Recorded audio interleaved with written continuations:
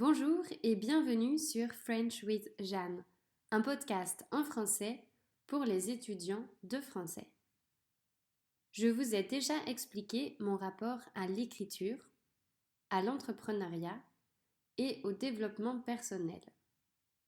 En ce lundi pluvieux, je vous parle d'une quatrième passion, les autres.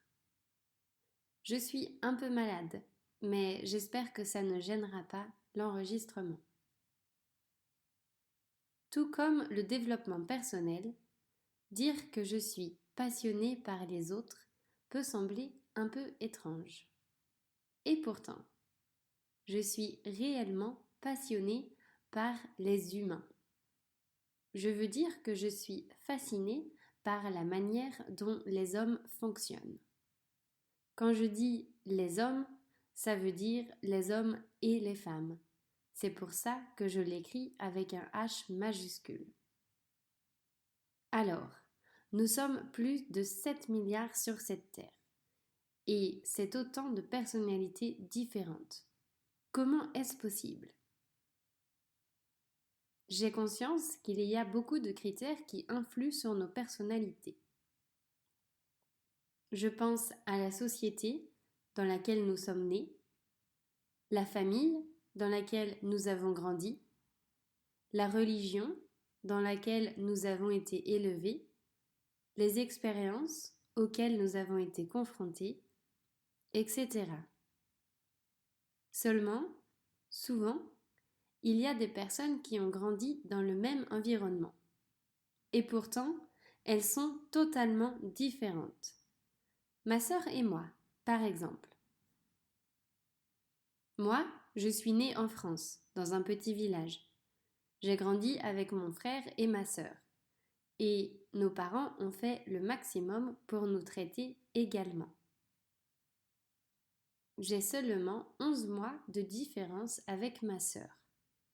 Alors, on peut dire que, jusqu'à nos 18 ans, ma vie et la sienne ont été très similaires.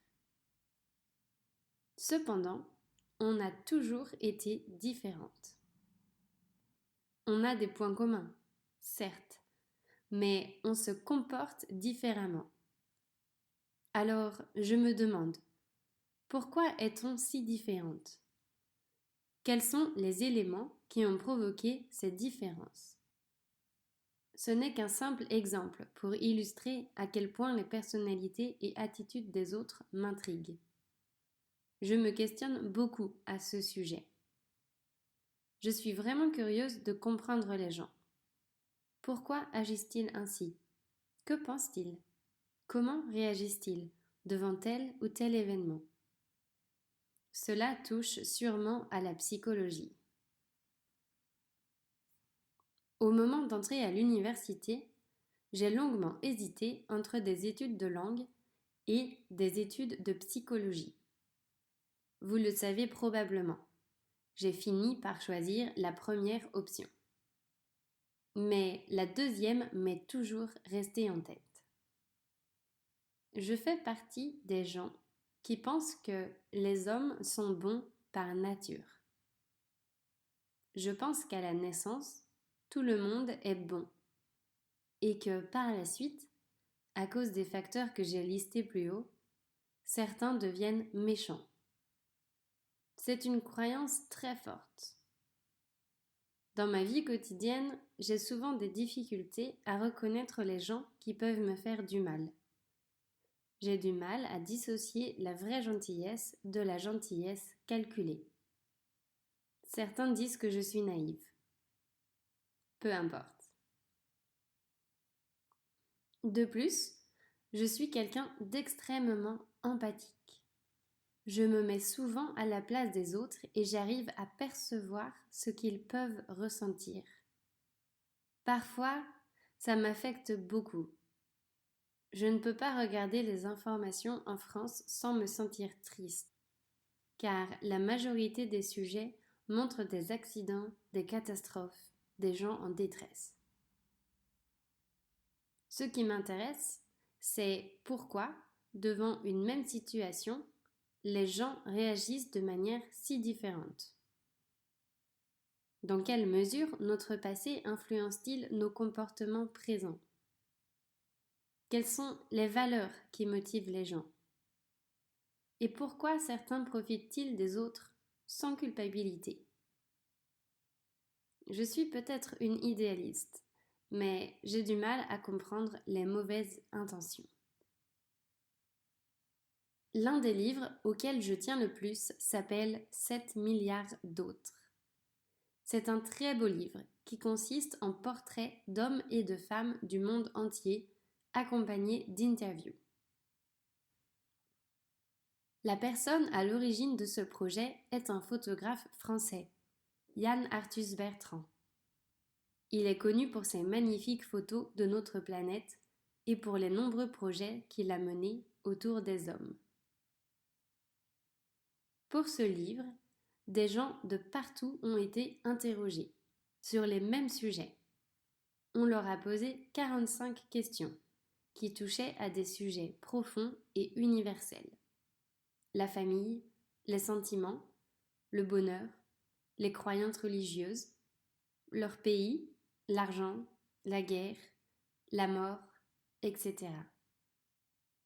Les réponses sont, évidemment, toutes différentes. Elles reflètent à merveille les sociétés.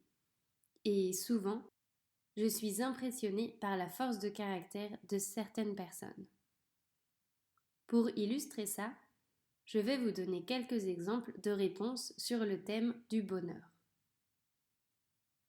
Illuminada, de Cuba, dit « Le bonheur est un petit oiseau qui vole très haut et qu'on atteint rarement. » Charles, du Canada, explique « Ce sont des petites choses. Je regarde ma femme quand elle ne me voit pas, je regarde son visage. Hop, un coup de bonheur. » Muniyappa, qui vient d'Inde, dit « Je me sens heureux quand je dors. Quand je me réveille, j'ai beaucoup à penser, mes soucis plus ceux des autres. Et quand je m'endors, ces pensées s'évaporent. » Issé, d'Éthiopie, explique « Moi, je possède un téléphone portable. J'ai la télévision par satellite. Je suis très heureux parce que j'ai tout ça. » François, de Corse, dit « Aujourd'hui, dire que je suis heureux? Non, le bonheur est quelque chose que je ne connais pas. Je peux dire que je suis bien, je suis en accord avec moi-même, je fais ce que je veux, je suis très libre, mais dire que je suis heureux, non. » Et enfin, Susanna, de Bolivie, dit « Pour moi, être heureuse, c'est quand mes pêchés poussent bien et que je reçois de l'argent grâce à la vente de mes pêches. » N'est-ce pas incroyable? Certaines personnes se sentent heureuses grâce à des biens matériels, alors que d'autres trouvent le bonheur dans des situations. Et d'autres encore disent n'être que rarement heureux. La notion de bonheur est différente pour chaque personne. Et si vous aussi, vous répondiez à la question « Qu'est-ce que le bonheur ?», vous donneriez une réponse aussi unique que celle-ci. 7 milliards d'autres est un projet magnifique qui rend hommage à la diversité des hommes. Dans le texte, je mettrai un lien vers une vidéo qui donne plus d'exemples de réponses sur le bonheur. C'est comme un voyage aux 4 coins du monde. Je m'intéresse à d'autres projets dans ce style-là. Il y a le mondialement connu Humans of New York, où un photographe prend en photo des gens dans la rue et leur pose des questions sur leur vie. Chaque jour, sur la page Facebook du projet, une nouvelle photo est publiée, avec une citation de la personne. C'est incroyable. On n'imagine pas ce que peuvent traverser certaines personnes. Mon copain est un peu comme moi sur ce point-là. Il est de plus en plus passionné par les gens. Il y a quelques mois, il s'est lancé dans la photographie. Il adore prendre des portraits des gens. Comme il préfère les poses naturelles, il a commencé à discuter avec ses sujets pour les mettre à l'aise et leur faire oublier l'objectif. Petit à petit, ces conversations sont devenues de véritables interviews. Maintenant, il fait 2 ou 3 interviews par semaine. Il questionne des gens tout en les prenant en photo. Depuis peu, il enregistre même les conversations. Il ne sait pas encore très bien ce qu'il veut faire de toute cette matière, mais il va trouver. Par rapport à cette passion, il y a autre chose que j'aime bien faire. Des tests de personnalité. Il en existe beaucoup, et parfois, je suis vraiment surprise par la véracité des résultats. Ils me décrivent tellement bien. Mon préféré est celui du site 16 personnalités, qui présente une classification des personnalités en 4 catégories, elles-mêmes divisées en 4 profils. Voici les 4 grandes catégories. Numéro 1, les analystes. Ce sont des penseurs curieux et imaginatifs. Ils sont rationnels, impartiaux et intelligents. Numéro 2, les diplomates. Ils sont plutôt intuitifs et sensibles. On les reconnaît à leur empathie, leurs compétences diplomatiques et leur idéalisme passionné. Numéro 3, les sentinelles. Ils sont réalistes et rigoureux. On peut les repérer grâce à leur pragmatisme, leur assurance et leur stabilité. Numéro 4, les explorateurs. Ils sont aussi pragmatiques avec un côté flexible.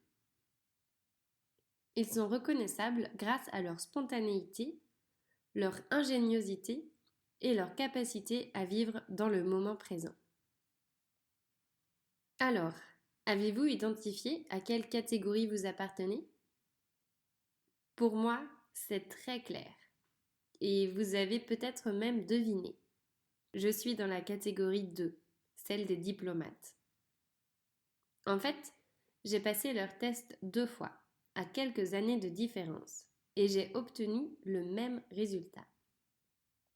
Je corresponds apparemment au profil du médiateur. Après le test, j'ai eu accès à une fiche détaillée de ma personnalité.